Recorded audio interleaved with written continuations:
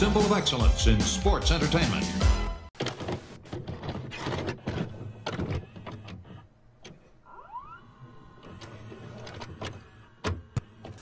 As cold as a razor blade, as tight as a tourniquet, like the skin on a dying man. I don't want a piece of the world. I want the whole world. I make my own rules because it's much easier that way. Trust me.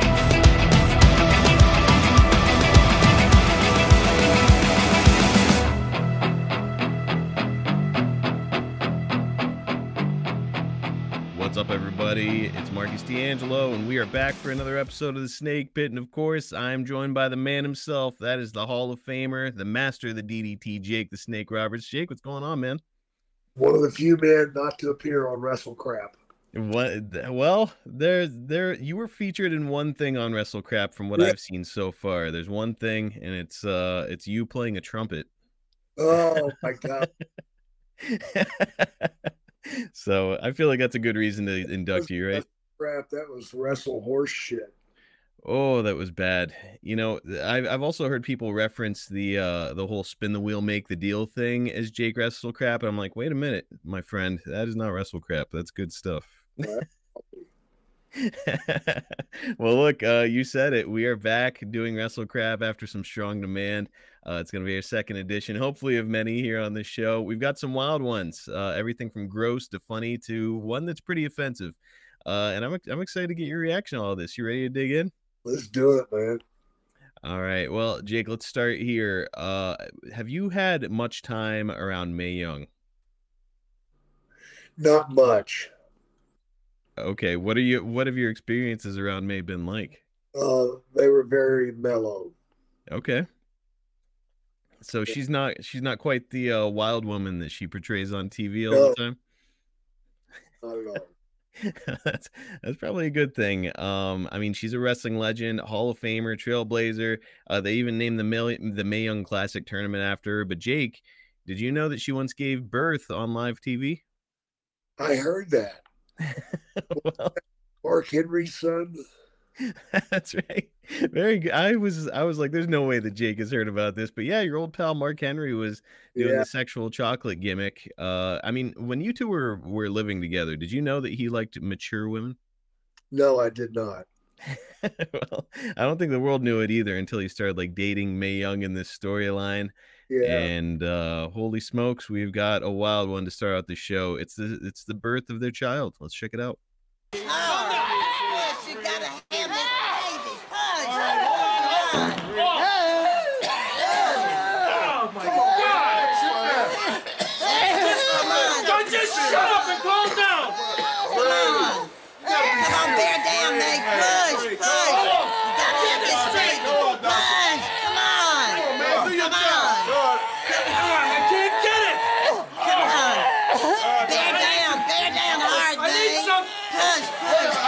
Something here, Doc. Oh, God! Calm down, calm her down. You want to try this, Doc? That might work. Try that. Come on, Doc. Come on, Nate, you're doing fine. Push, bear down. Push hard. Push. Get behind me. Sound effects, dude.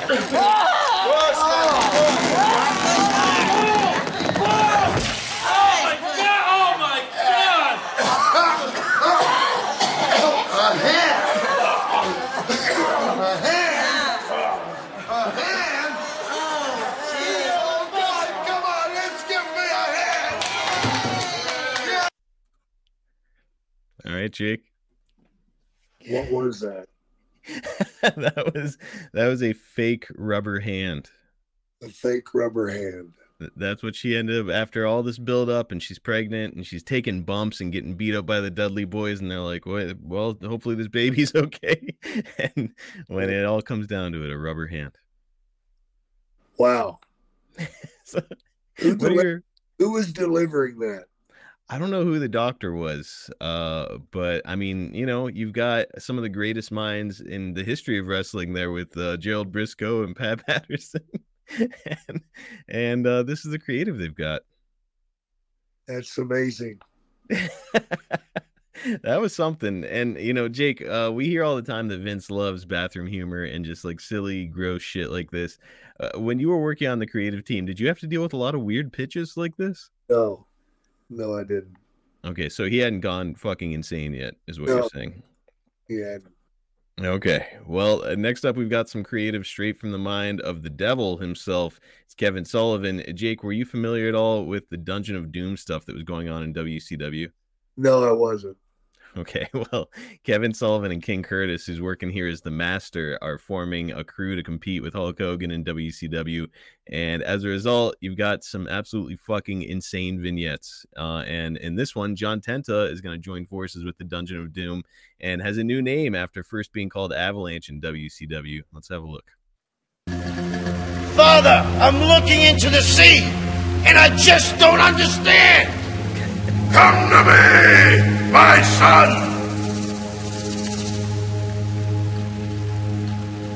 The next warrior comes from 200,000 leagues from the bottom of the sea.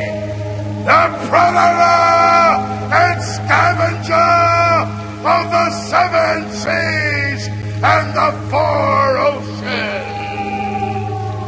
The shark that has come on a tidal wave from the South China Sea to the sands of Waikiki with a taste for Hulkamania in his jaws. Shark attack! Shark attack! Shark attack! Shark attack! Shark attack! I want a shark attack! I rode a tidal wave from the South China Sea to Waikiki, and now I'm on your home turf land, and I'm hunting you down. My mouth has been watering for the taste of Hulkamania. I can't wait to bite all the little Hulkamaniacs. I am the biggest man-eater alive. And what you gonna do, Hogan, when the shark attacks you? Why? Because it's etched in stone!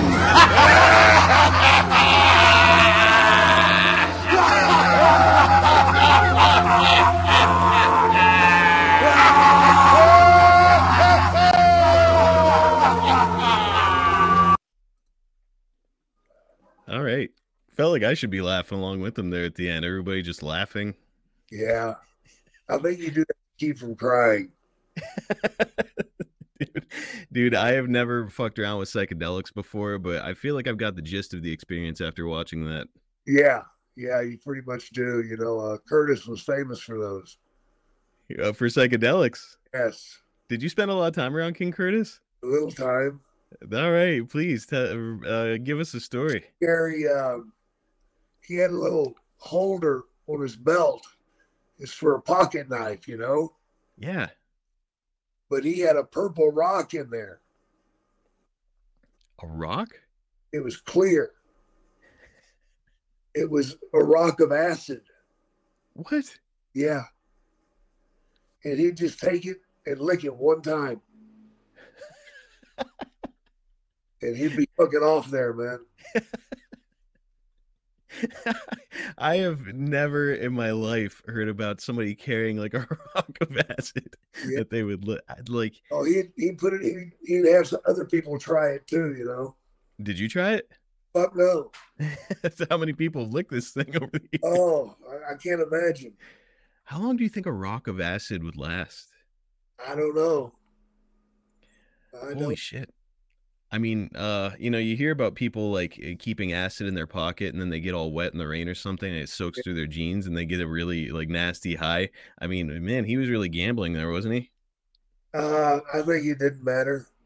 He probably would have enjoyed himself. I think his brain was toast anyway. Yeah, don't they say like too many hits of acid will like fuck you up for life? Oh, yeah. Yeah. I love King Curtis. He was a sweet, sweet man. Man, just hilarious that he's carrying around a rock of hat. Have you ever heard of anybody else doing that ever? No, never. That is very unique. And so is this character here for John Tenta. He's the Shark after having this great run up in WWF as Earthquake. Jake, the Shark character with the face paint and everything, what did you think? He had lost a lot of weight. He did. He looked pretty good. Yeah, he looked pretty damn good, man. So I don't know if that's because of his disease or what. I think he just dropped a couple LBs. I don't know if he was sick or not yet at this point, but I don't know that for sure. Yeah. Well, while we're here discussing questionable Kevin Sullivan creative, let's take a quick look back to Super Brawl 1 back in 1991 and the debut of a new character in WCW that was pretty much doomed from the start, even though it's a Hall of Fame guy who's using this gimmick. Let's have a look. Who are you? Who are you?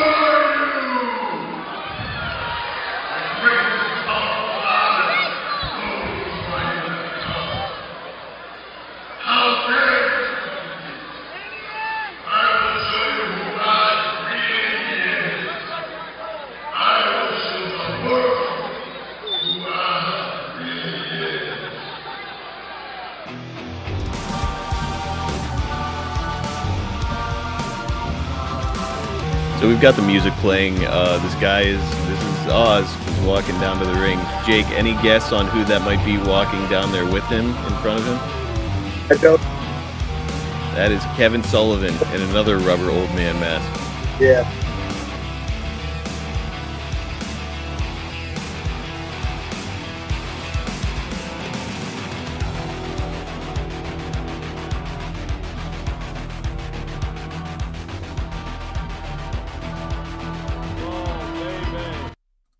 Man.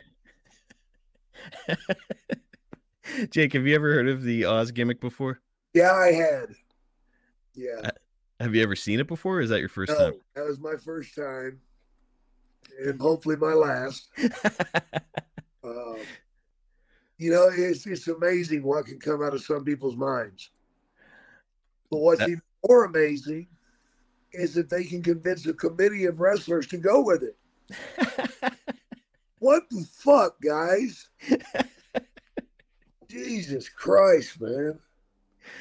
I mean, not to mention, like, you've got to confirm this with like some suits too when you're working for Turner. So like that was a lot of production. They had like a bunch of actors out there, as like the Wizard of Oz crew and like all the lights and shit. Like that was probably a couple $1,000 just for that entrance. At least.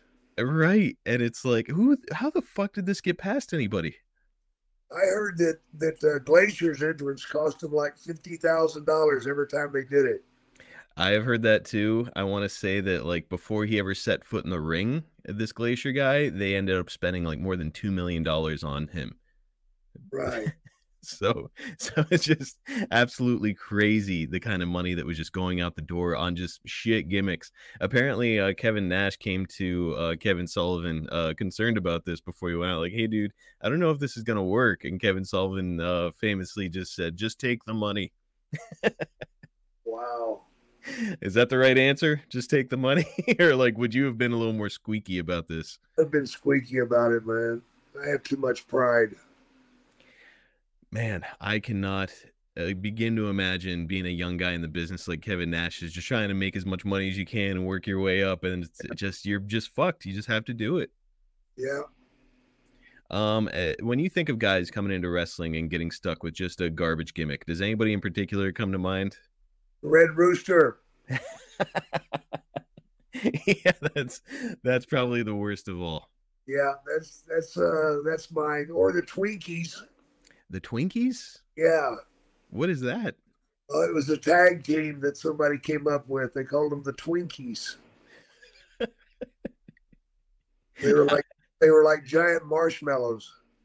Oh my God. Wait, what territory was that? That was in WCW. What is wrong with them over there? They're just coming up with some shit. It lasted one TV. This week's episode of The Snake Pit is brought to you by BetterHelp. This time of year can be really difficult for a lot of folks, myself included. Between the change in weather and the holiday season, it can get a lot of people down. Maybe your circumstances have changed. Maybe you don't have your family around you anymore. Maybe you had a relationship last year that's not around this year. There's a lot of reasons why the holiday season can get a lot of people feeling really down. I know for me personally, I can deal with a lot of stress and anxiety around this time of year. You know, it's a lot of pressure, and you want to make everybody happy, and you want to make sure that everybody has memorable experiences, and it can really weigh on you. The holiday season is tough, but maybe you just struggle with anxiety or difficulty in general. I know that I certainly do. You know, my anxiety really began to flare up when I found out that my wife was pregnant with our daughter. It was February 2020, and of course, the next month, the world shut down due to COVID. And I mean, you want to talk about anxiety? Nobody knew what was going on. Nobody knew what the long-term effects were. And I was concerned about my daughter and my wife, and continued to be for months after my daughter was born. So it was a difficult time in my life, and a time when I really think I could have benefited from a service like BetterHelp. I wasn't aware of it then, but I'm aware of it now, and I'm actually set up with my first appointment through BetterHelp. And there are a lot of benefits to therapy. It can be a real bright spot for a lot of people, you know, especially in some really dark times of stress or change or sadness, anxiety, depression, anything that you're going through. Just having somebody who's not in your immediate family to talk to can help you to feel grounded and give you what you need to manage the emotions that you're going through. Therapy, in a nutshell, can help you to be the best version of yourself, whether or not you've experienced some kind of a major trauma in your life. I'm excited to start my first session, and if you're thinking of starting therapy, I really think you should consider giving BetterHelp a try. It's completely online, and it's designed to be convenient and flexible and suited to your personal schedule because, as we all know, the holiday season is busy, but people's work schedules can get in the way too. So BetterHelp provides a simple solution for that. You just fill out a brief questionnaire to get matched with a licensed therapist and switch therapists anytime for no additional charge. Find your bright spot this season with BetterHelp. Visit BetterHelp.com/snakepit today to get 10% off your first month. Again, that's BetterHelp, HELP.com/snakepit. I cannot recommend therapy enough. If you guys have been considering it, if you're having some difficulty, if you just feel like you would benefit from talking to somebody, I really hope that you'll give BetterHelp a try. Again, it's BetterHelp.com/snakepit. You'll save 10% off your first month. Did you ever see Arachnaman? No. That was, you know, Brad Armstrong, the super unbelievably talented guy, great look. I guess he just couldn't put it together on the mic or for whatever reason, and they put him in the Arachnaman gimmick, which was a ripoff of Spider-Man. Of course, he's out there like flinging webs out of his hands and doing all kinds of weird shit like that until Marvel Comics came after them and said, "Hey, you're infringing on our trademark." So it was like, God Almighty, just insanity. Yeah, it really is, man. Money in the hands of fools can create some shit. It certainly can. What else do you have? Well, next up, we've got the very talented Dustin Rhodes. He's going to return to WCW in 1999, and he's going to get stuck with one of the all-time shitty gimmicks, which we get introduced to through a series of vignettes. Let's take a look at one of these short vignettes right now. Awake, my son. What's under your bed? What's in your closet? Who is in your window? Come to me and live forever. Join me in complete bliss. That's right, my son. Now sleep, my child. Oh my God. Were you familiar with this gimmick at all? Demonic shit there, brother. Right. And like, so I remember watching this as a kid and thinking like, oh man, that's kind of spooky, like kind of cool. Watching it as an adult though, it kind of it hits different. Does anything stand out to you about that whole thing? Oh yeah, you're asking a kid to come away with you. That's exactly it. I mean, that's just a broad jump to pedophilia, you know? Right. And like, I didn't see it as a kid, but how a bunch of adults that are like booking this aren't seeing like, hey, wait a minute, there's an adult man standing outside of a kid's window trying to lure him out. Yeah. What's wrong with that? Right. So Yeah, that one would go away pretty quickly, and he'd end up just going back to, I think, being the natural Dustin Rhodes in WCW as a Wow. result. Yeah, I think some other grown-ups were watching that on TV and called in to complain or something.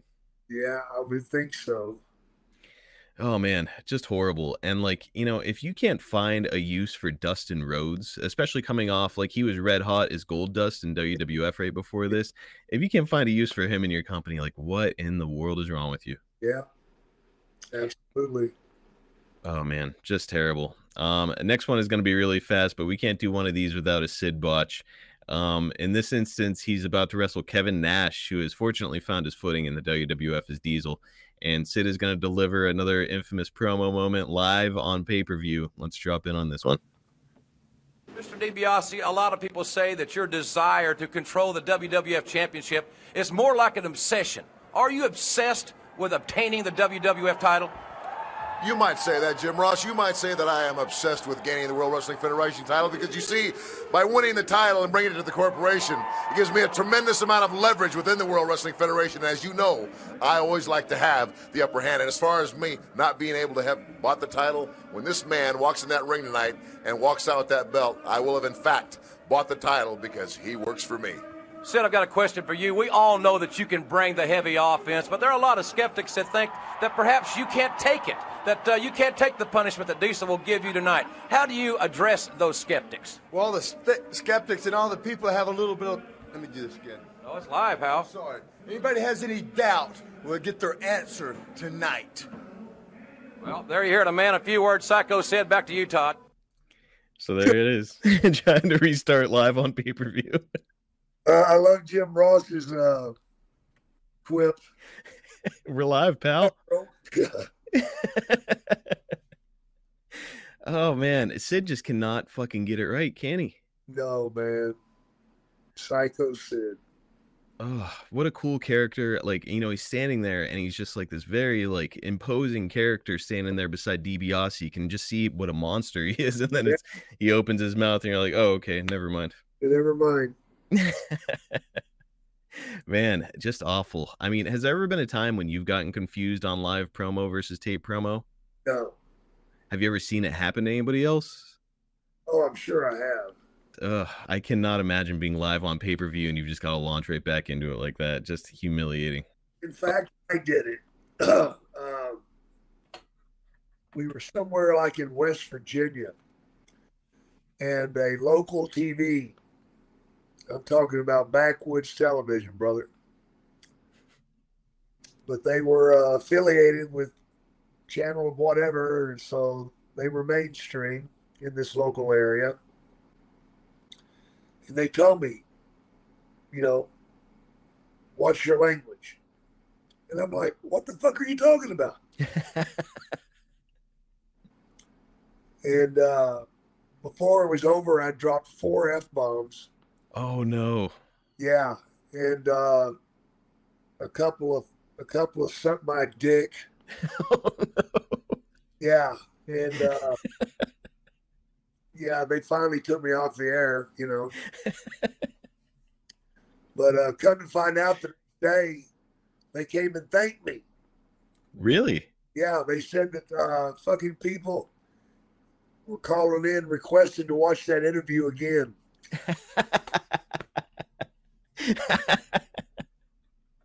So it just goes to show, like, maybe we need a little more curse words there on local TV like that.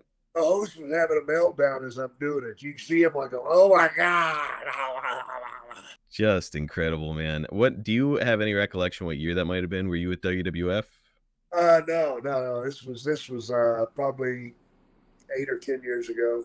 Oh, so this is fairly recent. Oh yeah. Oh my God. If anybody listening to this has that footage, for the love of God, share it with us on social. Yeah. We need it. Jake, who would you say is the worst promo guy that you have ever seen? Well, it's a tie between Warrior and Sid. Okay. Well, look, that is hard to argue. between Sid just botching everything and Warrior just shouting nonsense for 2 minutes. It's up there. Well, there's this promo that's been floating around on the internet for a while. I'm not sure if you've ever seen it, but it's become really infamous. It was even spoofed on Netflix by the comedian Tim Robinson, and it was delivered by Jumping Jeff Farmer. I've got numerous requests from listeners to get your take on it, so let's have a look at this shit show.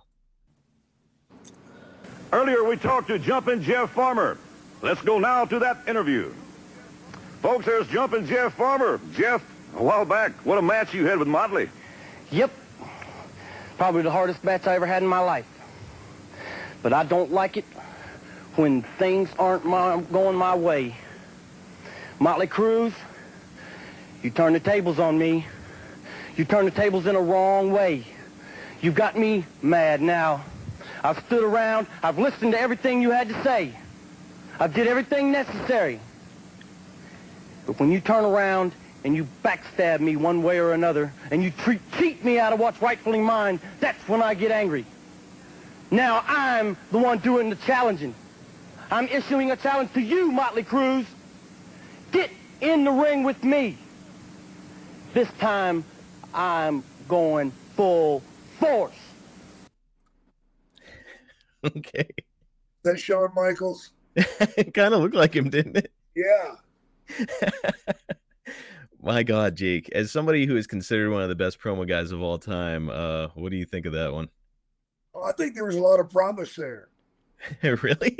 Yeah, I promise you it's shit.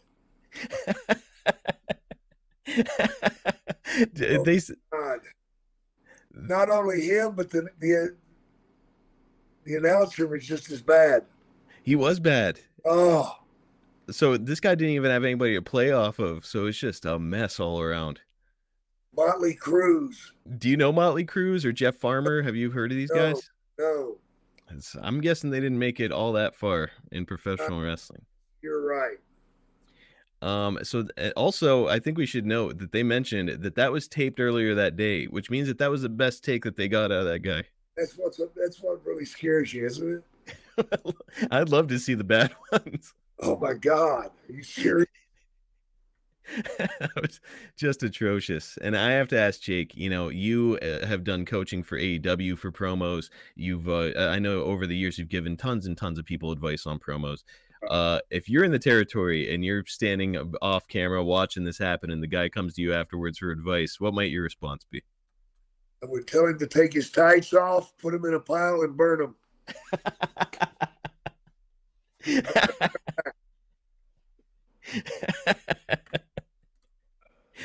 Yeah, well, you probably wouldn't be wrong. That dude needs to find another line of work. Either that or become a deaf mute. Now, there's a gimmick that hasn't been used. Yeah, there you go. That's what we need. Well, when the Hulkster went to WCW, he started lobbying to have guys that he was familiar with come into the company because he felt like he could draw more money with the guys he had success with. And that's why we get a number of arrivals like John Tenta, Kamala, Brutus Beefcake, etc. Well, in 1998, none other than your old pal, the Ultimate Warrior, comes to WCW after a 2-year absence from the business. And he and Hogan are set to face off at Halloween Havoc. Before we get there, Warrior plays some mind games with Hogan, and we'll take a look at one of those moments right now. Oh, please no. The Disciple has cut the corner there. I don't know where he went. Hogan's going back to his own locker room now. Get out here, you idiots. Come on, man. Take him out. Take him out. Where's he at? Hey, he was just here. I saw him come in here. You saw him come in here. It's that Warrior. Look at that. Look at him. What the? What? Look at. What's the matter with you, man? He's in the wall. He's in the mirror. Hollywood. Okay. Look at what? Take it easy, Warrior. Okay, brother. I know the rules. I got the number. You and Disciple. Just play the game. How mad you on the team? Oh, it's real funny. You think it's funny? Laugh. Look at the Warrior. Look at what? Laugh all you want. Look at what? Hollywood. Laugh all you want, Warrior. It's real funny. You know what? The last line is going to be Warrior. Okay, it's right there, brother. Warrior. I'm on the team. I know what to do with you, man. I'm going to rewrite it with you. I know, Warrior. It's you and me, out of here. I know. All right, Jake. That What do you wasn't think? You didn't mind it? No, it was better than having Warrior talk. Again, I watched this when I was a kid, and like I remember watching and thinking like, oh, that's cool. Like he's in the mirror and Hogan can only see him. Like I get it, like it's cool. But then like when I get older, people start to point out like, wait a minute, the announcers could see him, Hogan could see him, but Bischoff is standing right there and he cannot see him. Right. So they're really asking you to suspend your disbelief in this one. And that was the only bad part. The announcers shouldn't have been able to see him either. Right. It should just be like the fans and Hogan. Yeah, absolutely. All right, let's hit the pause button real quick to talk about a partner that is near and dear to my heart. I'm talking about AG1, the daily foundational nutrition supplement that supports whole body health. Guys, before AG1, I used to wake up every morning and I was taking a bunch of multivitamins and supplements, and I hated it. I mean, getting all that stuff was expensive. And then once you're done, swallowing all those pills and vitamins and supplements, you don't even have an appetite for your breakfast anymore. So once I got fed up with that, I was like, okay, maybe I'll try doing a healthy smoothie every single morning. Well, the smoothies tasted good, but you have to go and get all the ingredients, and then it takes time to measure out portions. And then when you're done, it takes even more time to thoroughly clean the blender and make sure that you get underneath all those blades. And it was just eating up so much of my time. I needed a simple, singular solution that would cover all my nutritional bases, would give me more energy through the day, and would give me better gut health, something that would support my immune system, especially with my young daughter coming home from daycare with a bunch of germs on her hands and coughing. And, it's, if you've ever had a toddler, you know that once they get home from daycare, they're just like little carrier monkeys. They've got all kinds of germs, and all of a sudden you yourself are getting sick all the time. I needed something to help me, and AG1 was the solution. And after more than a year with that, I can say I've never been happier with my morning routine or felt healthier.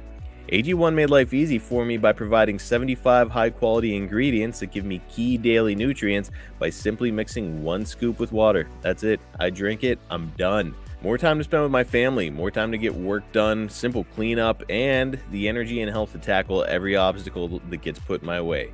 It's an easy micro habit that delivers macro results. If you got a family and a budget like I do, I know what your next question is, because it would be my next question.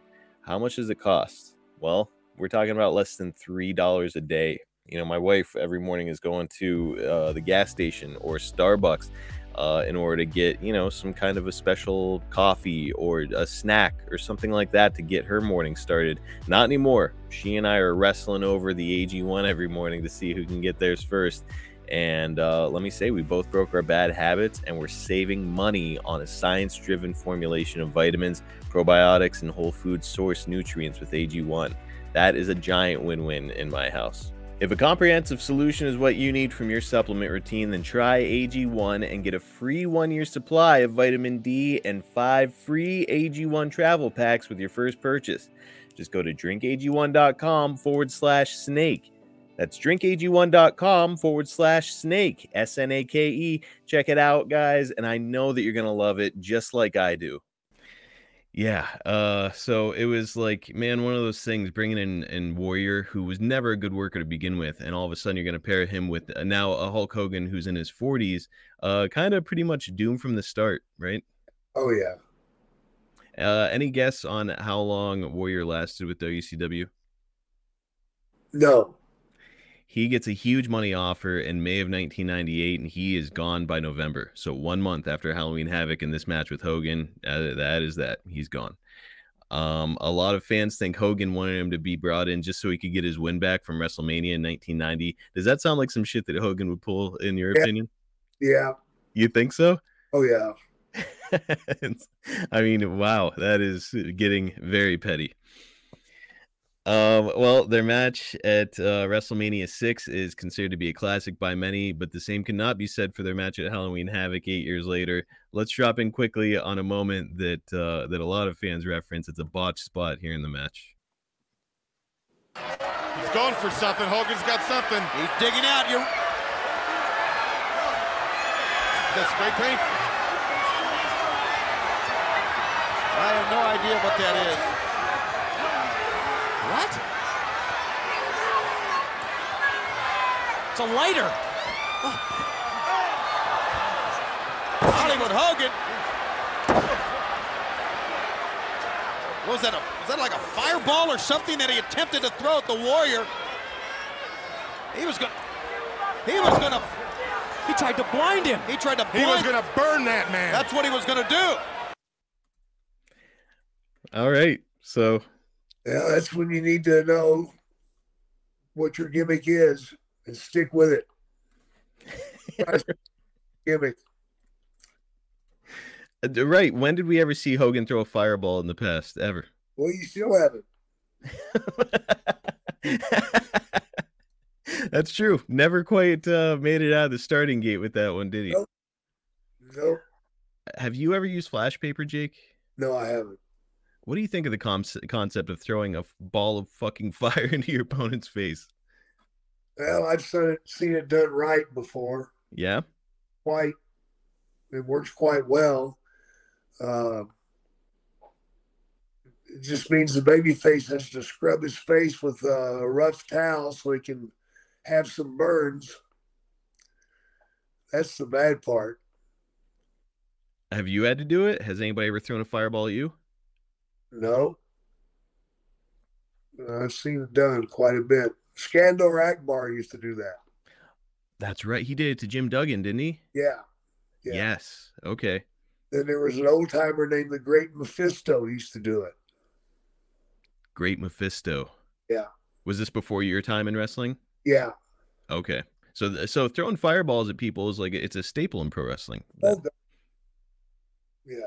You know, I always thought it was silly, but the way that you're describing it, where like you've got to rub your face with a towel and make it look all burnt and fucked up, and then there's a picture floating out there of Jim Duggan with Muhammad Ali, and he's got like the side of his face looking like a wreck, right after he got burned. It's, you know what, I'm coming around on this idea. Oh yeah, it works if you do it right. They just did not do it right. No, they didn't. Are you more of like a fireball guy or like throw powder in somebody's face? Which would you prefer? Fireball. No shit. If it's done right.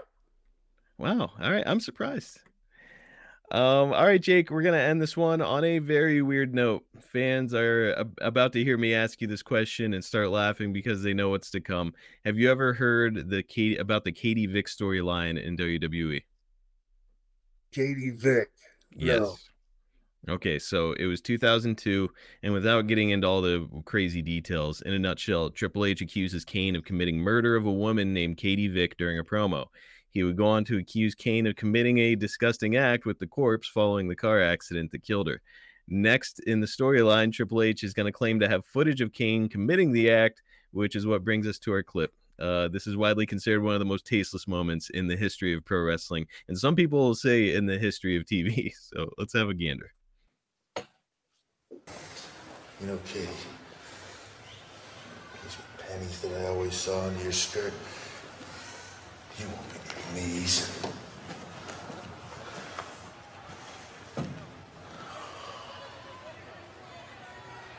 Oh my God. Oh, I love the smell of formaldehyde in the morning.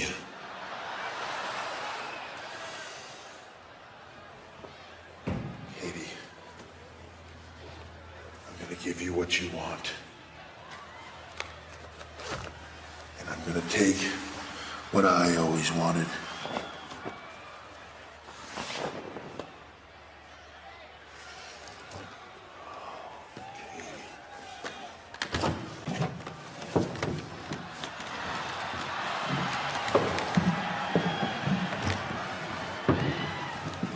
What's that? Oh, I'm going to. Yeah, I'm gonna give you what you always wanted, Katie. Tell me how bad you want it. Tell me. Okay, that's about all I could stand. So, Jake, as a seasoned veteran in professional wrestling, where are you at on necrophilia in wrestling? Not with it, man. Dude. That's some sick shit. It was. And I actually cut out the part. I know a lot of fans are going to be disappointed that I did, but I just couldn't watch that shit anymore. Where at the end, Triple H was like, "Was it as good for you as it was for me?" And then he like picks up a handful of like brains and says, "Oh, look, I screwed your brains out," and throws it at the camera. That's the big payoff at the end of this. God. Right. And worse yet, Jake, this was done at an actual funeral parlor in Nashville. Of course it was. And it gets worse than that. That removable wall that we saw in the background, there was an actual funeral going on at the same time on the other side of that wall. Bruce Pritchard has told the story because he's the one who produced this. Oh my God. So people are mourning on the other side of the wall, and Triple H is having sex with a mannequin in a casket. No respect, brother. No, just awful. And this is a guy who's going to become the chief content officer and one of the most powerful men in the company. You just can't make this shit up, can you? Oh, you can't, bro. It's fucking disgusting. Should have been banned from television altogether. Honestly, like it makes you wonder how something like they had to edit that and get it in the cutting room and make additions, subtractions to it. Like, how in the world did that get past people and make it to television? I don't know. Insane. Okay. Now, what, like him smelling the panties? Oh, just hideous. And there's children watching the program back there at this time. Exactly. I hate to ask, but I have to because I think people will be disappointed if I don't. Jake, any amount of money for you to do that? No, I do it for free. I do it for free. I won't accept money. But I'd do it right. Respectfully. Yeah. I'd use a real corpse. Oh my God. So disgusting. That, folks, is how you end a podcast right there. We're just not going to beat it. All right, we will be back to some normal programming next week. So get this, the movie The Iron Claw, about the legacy and tragic lives of the Von Erich family, is about to debut worldwide on December 22nd. So, Jake, I figured it might be a good time for us to wrap up our conversation about your time and end of your time in WCCW. So, Jake, I have to ask, are you going to be going to see the movie? No. Too painful of a time for me. I don't blame you. Gary was a good friend of mine. Michael was all right. Kevin, he was a friend of mine. I just can't do it. Totally understand. And yeah, I mean, it's an incredible story about this family, but really ultimately it ends in awful tragedy. Yeah. So yeah, it's going to be a must-see movie. I myself am hoping to go see it here whenever it comes out, but I don't blame you. I mean, being that personally connected to it, how could you feel comfortable? No, I couldn't. No way. Now, one last question before I let you go, Jake. If somebody was to portray you in a biopic about your life, is there any actor in particular that you'd like to see do it? Brolin. Josh Brolin. Yeah. You can't do much better than that guy portraying you. I think that could work. Hell yes, it could. Hell yes, that's a great idea, and I hope that I'm gonna tag Josh Brolin on social media, and hopefully we can knock something loose here because that would be fantastic. Rumor has it he's heard about it. Really? Yeah, that's a rumor. Now, do you know if he watched the documentary about your life? Yes, he did. Okay. All right, so we might be getting something really rolling then. Yes, we might. Dude, that is incredibly exciting if that's the case, and I'm excited to join you next week to talk more about WCCW, brother. All right, brother. Take care. Guys, before we go, if you're looking to attract that 25 to 54-year-old male demographic to your product or service, you've got to take a look at advertisewithsnake.com. Jake is known across the world. He gets in front of a big national audience every time he's on AEW TV. He's still a legitimate household name, and you can get him to put over your stuff to the exact audience that you're targeting. If you want proof that it works, just listen to our show. We are always advertising for the same businesses because once they advertise with us, they realize that what we do works. Head over to advertisewithsnake.com and get teamed up with the Hall of Famer Jake the Snake Roberts. JakeTheSnakeShop.com is your one-stop shop for all things Jake Roberts, and the perfect place to spend some of that holiday money to get your wrestling collection where you want it to be. We're talking about autographed figures, shirts, 8x10, so much more over there. Jake can do custom inscriptions upon request, and he's got some incredible stuff there that you cannot get anywhere else. Just go take a look. Right now, it's JakeTheSnakeShop.com. Why don't you go add a new centerpiece to your wrestling collection? Get over to cameo.com/JakeSnake for a personal message from the Hall of Famer himself. We've got a new review here from Travis. Our old partner was retiring from the police academy, and he was the perfect candidate for a roast. Jake the Snake was the ideal person for this task. He absolutely nailed it. Thank you, Snake. You are the man. Whether it's a roast, a holiday greeting, words of encouragement, or whatever you're looking for, Jake is absolutely great at doing these cameos. It's like having the greatest promo guy of all time cut a promo just for you. If you're a lifelong fan, you've got to try a cameo from Jake. Again, it's cameo.com/JakeSnake. Order yours right now. We've got new ways to keep you warm over at the Snake Pit page at boxofgimmicks.com. Check out this awesome Snake Pit beanie we just added. Very stylish, and it'll go great with one of our many hoodies, a Snake Pit mug, or how about some wrapping paper for your holiday gifts? We've got everything over there. Again, it's the Snake Pit page at boxofgimmicks.com. It's kind of like a love letter to the fans of the 80s and 90s. If you don't believe me, just go have a look. It's boxofgimmicks.com. Check out the Snake Pit page. Check us out on YouTube at youtube.com/@SnakePitPod for short clips from the show, highlights, and even some exclusive content over there. We're about to drop something really, really cool here in like a week or so, and I cannot wait to tell you guys about it. I'll probably tell you about it on the next episode. Also, we do giveaways over there for our subscribers, and we're going to continue to do it. I think we've got another one actually coming this month, as a matter of fact. So look, don't miss out on this stuff. All you have to do is get over there and get subscribed, and you're in. You're eligible for any future giveaway that we do, and you get to see all the cool stuff we're doing over there. Again, it's youtube.com/@SnakePitPod. Also, if you've enjoyed our podcast, please like, subscribe, and leave us a 5-star review on all platforms. That does a huge favor for Jake and I, and it only really takes you like a minute. So if you can, please go over there and hook us up. It does wonders for Jake and I. Just a reminder, you can get the Snake Pit and all the other shows in our network early and ad-free over at adfreeshows.com, starting at just $9. That is less than 15 cents an episode each month. I mean, that's an unbeatable deal for the amount of content that you're getting early access to.